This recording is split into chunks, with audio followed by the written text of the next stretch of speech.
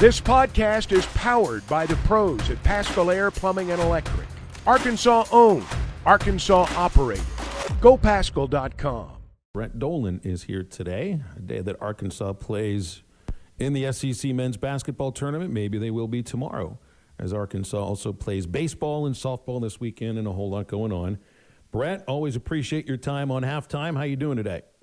I'm doing great. It's the fun time of the year, isn't it? We've got midday basketball and baseball conference series to look forward to. Same with softball, so we're kind of right in the middle of things now.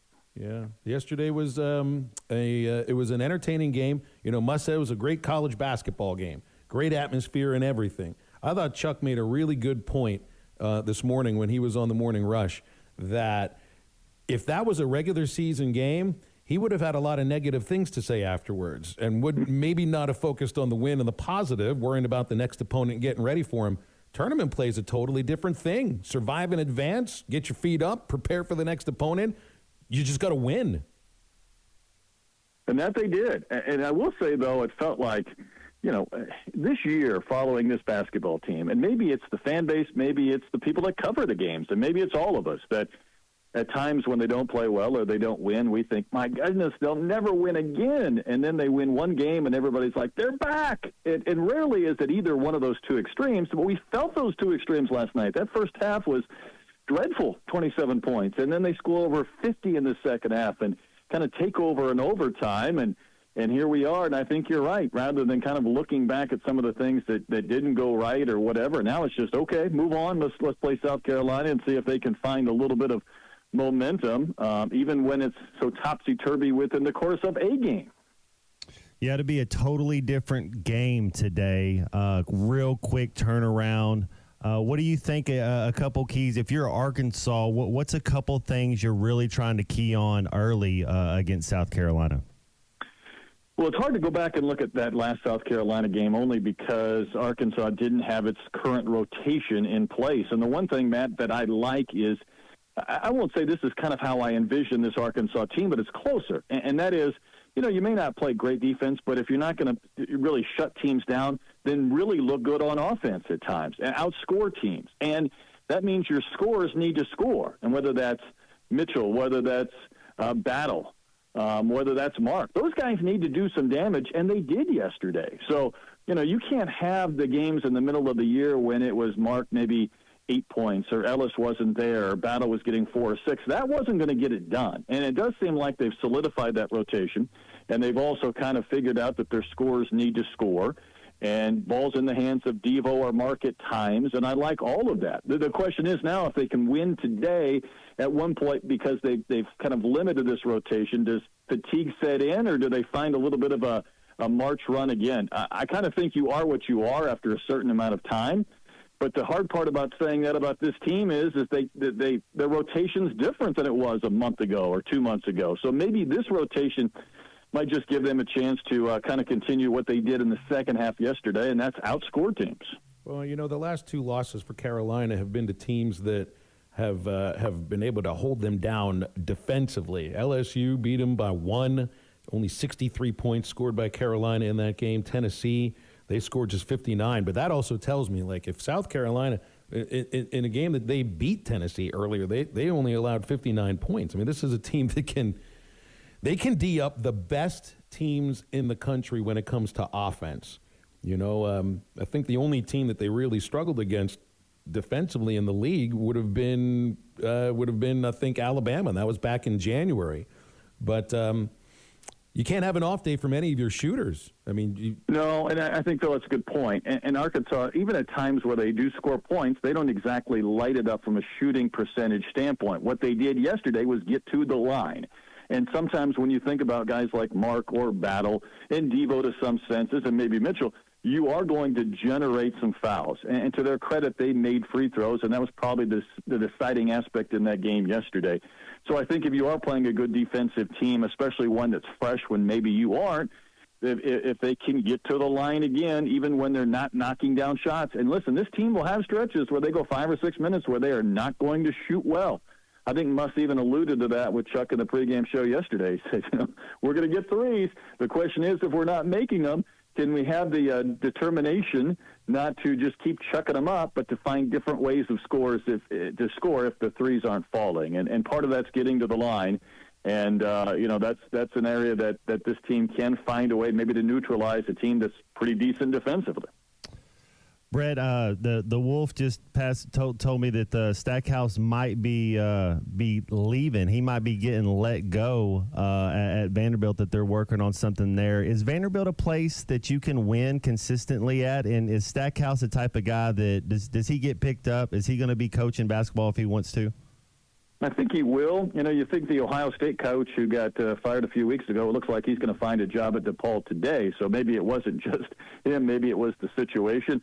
Obviously, Vanderbilt's a tough place to win. And in this era of NIL and everything and in a very good league, it seems tough. And yet I would imagine we probably would have sat around 30 years ago and said, who would take that Duke job? That Duke job, that's really tough to win there. You got to have good students, and it's hard to compete against Carolina and whatnot. But you get the right guy, you ought to be somewhat competitive. And if I'm Vandy, I'm trying to be good at basketball because I may never be good at football. And you feel like you need to be good at one of the two to kind of generate any interest in today's day and age. I think Stack will get a job. I don't know where it'll be, but that's not an easy place to win. There's no doubt about that. Do you have we had a couple guys yesterday. We've been trying to figure out who's going to cut down the nets at this tournament. And if I give you Kentucky, Tennessee, or the Fields, do you see anybody other than Kentucky or Tennessee cutting down the nets?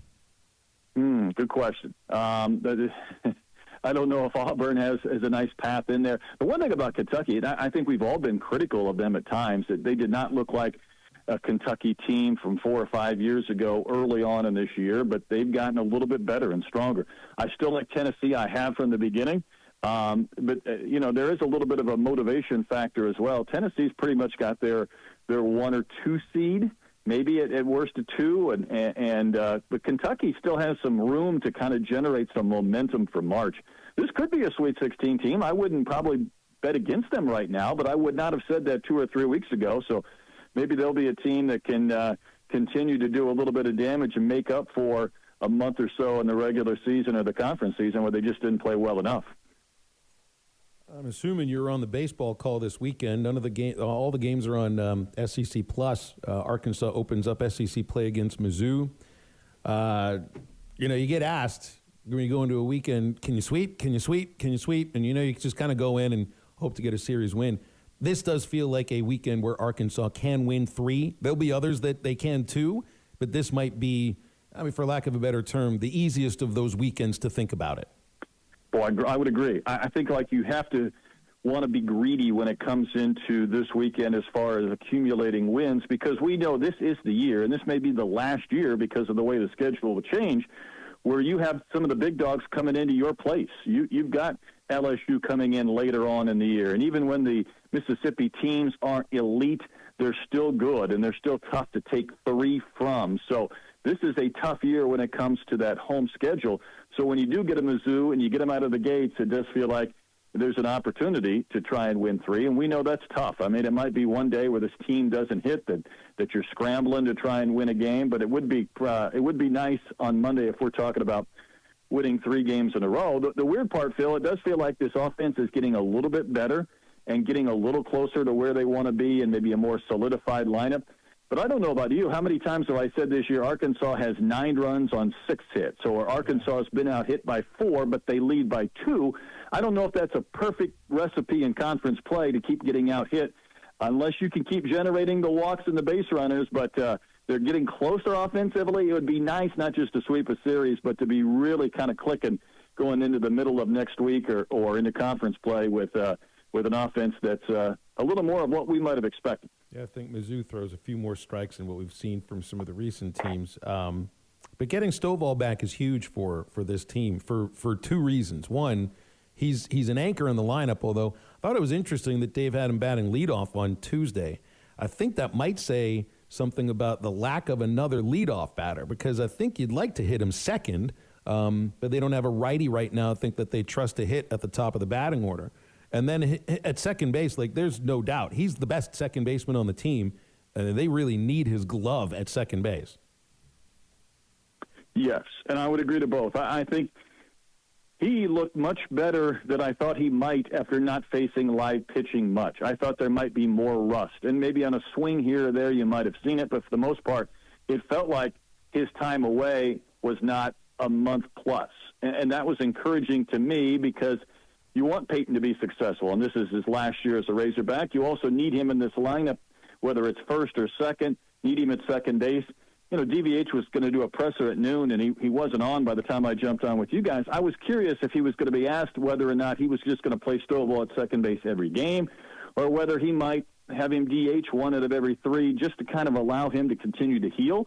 But I'm with you. I think if he's healthy and he feels good, you want him out at second base because it just is one less competition for a job or one less position where there's a question mark. You know he's going to be the guy. BetOnline is your #1 source for all your betting needs. Get the latest odds, lines, and matchup reports for baseball, boxing, golf, and more. BetOnline continues to be the fastest and easiest way to place your wagers, including live betting and your favorite casino and card games available to play right from your phone. Head to the website or use your mobile device to sign up today and get in on the action. Remember to use our promo code BELIEVE, that's BLEAV, for your 50% welcome bonus on your first deposit. Bet online, where the game starts.